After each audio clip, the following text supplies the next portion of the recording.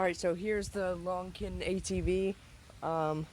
Me and my friend did a video on it like 2 years ago when we first got it, and it was in much better condition than it is now.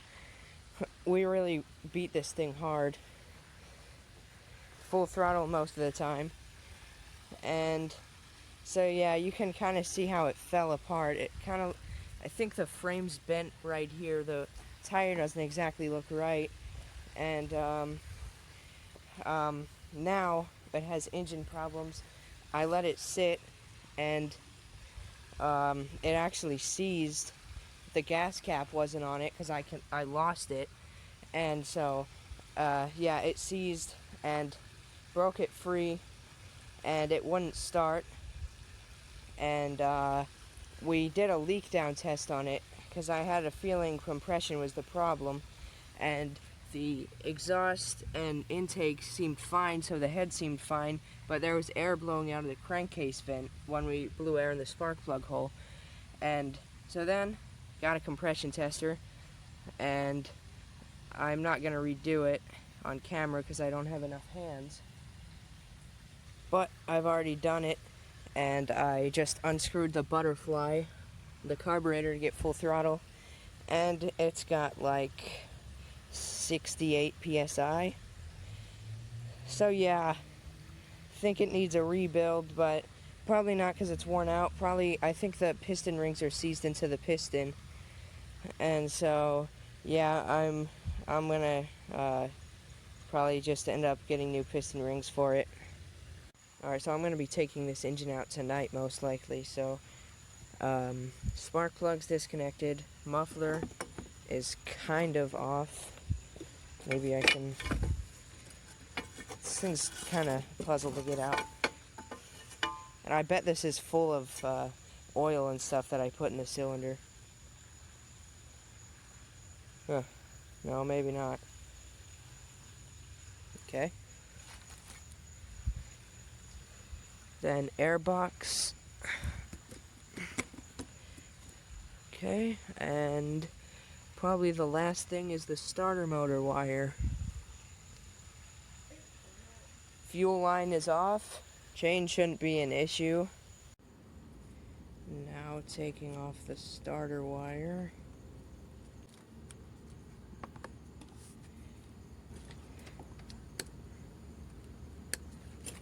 Now I gotta disconnect these stator wires, which is gonna be this plug right here.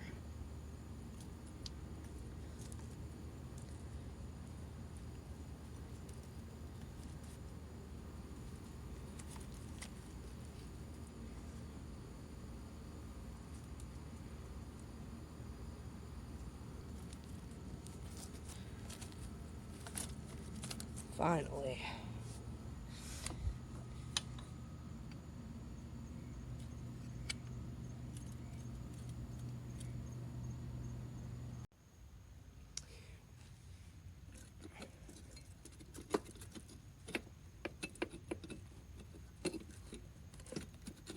That's a little caught up.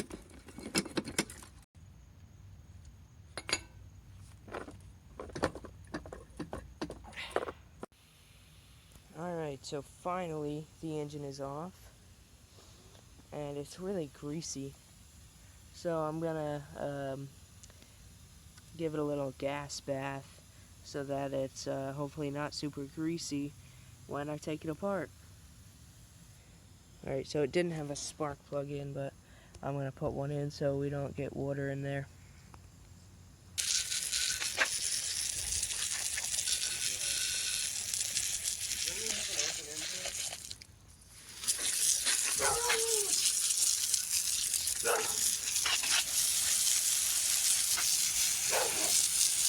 So taking off the cam cover bolt now. Not too tight.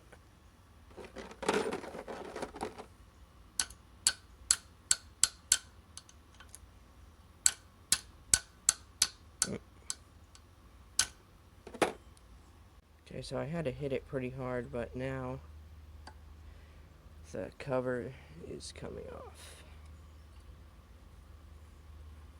ripping the gasket. But oh well. Yeah, completely obliterated gasket. Okay, this is not good. There's chunks of rusty metal on the cam.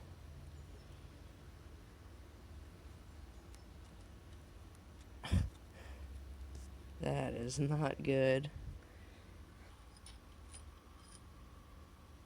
Wow, this bolt was super loose too. Okay, so I loosened the cam bolts by sticking a screwdriver in here like this and then turning with the ratchet. Actually, that's the wrong way. It would be like this. Anyways, yeah, they're all loose now, so I'm going to take the cam off. Alright, so the cam is free.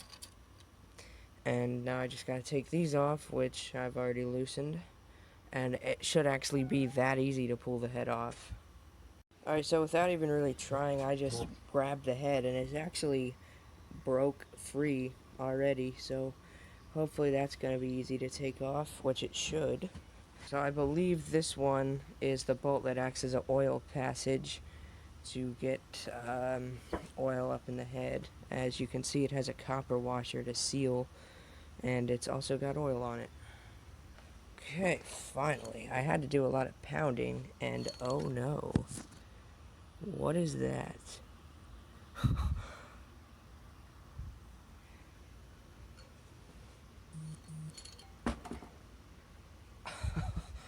I mean, the head. I don't know, the valves don't look shut. I don't know, maybe the cam's turned. That looks terrible.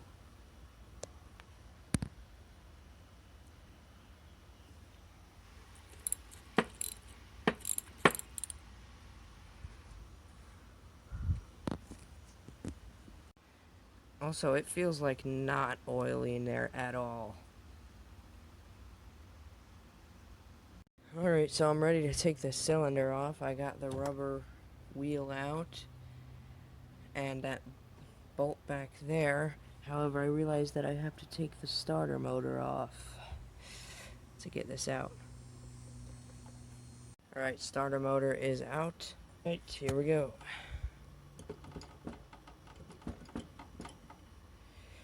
Okay, sorry I couldn't record it, but it was actually really hard to pull off at the end there. Alright, that was a little scary. I was pulling this and something fell, but it was just this little stud. So anyways, there we go.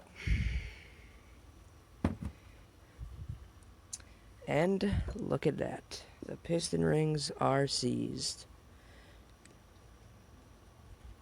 Let's see what the ring gap looks like. If I could even find it. Alright, so the ring gap I found is right there. I don't know if you guys can see it. It does actually look a little bit big, but I'll have to check what it's supposed to be once I get them rings out. Alright, so the rod needle bearings feel tight. Front and back, not side to side, of course. So anyways, I think a little gas bath will free these rings probably, but that requires taking this off. And then I will need to replace these clips, and I don't know if I want to do that. Alright, so I've decided I am going to take this clip out so I can submerge the piston. That's a little tough. Oop. Just spun the engine over there.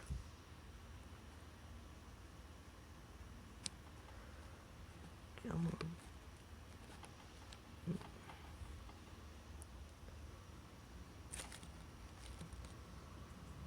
Not even bent. That's magnetic.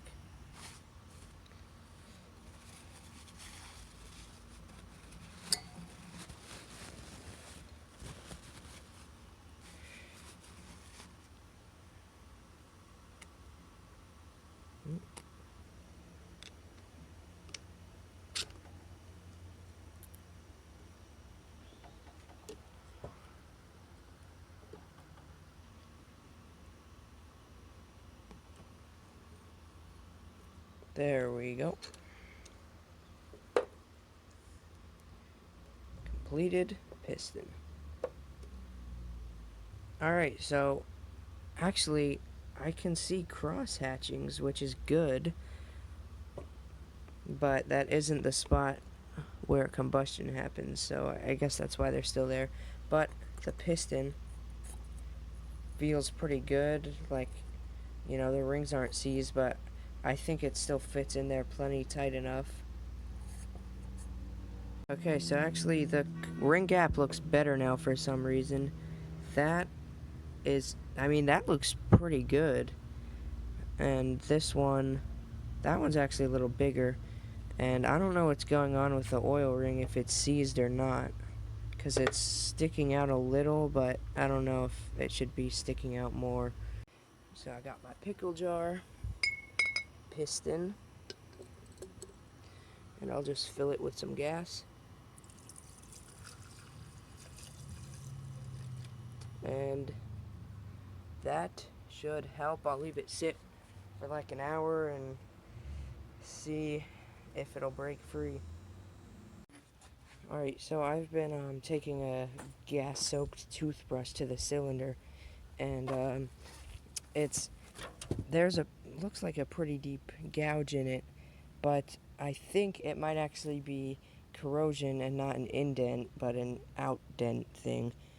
So, next, I've got the piston here, and the oil ring came free, but the compression rings are still stuck. And so, I'm going to try to light it on fire, because I heard that helps, but, I'm going to be getting a new piston anyways, because it's like $8 free shipping for piston and rings.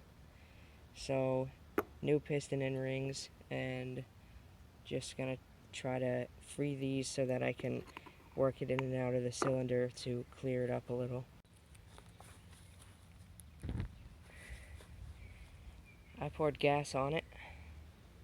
So yeah, maybe this will help. I don't know. So it's still hot and the soot is wiping off, but the rings are still stuck.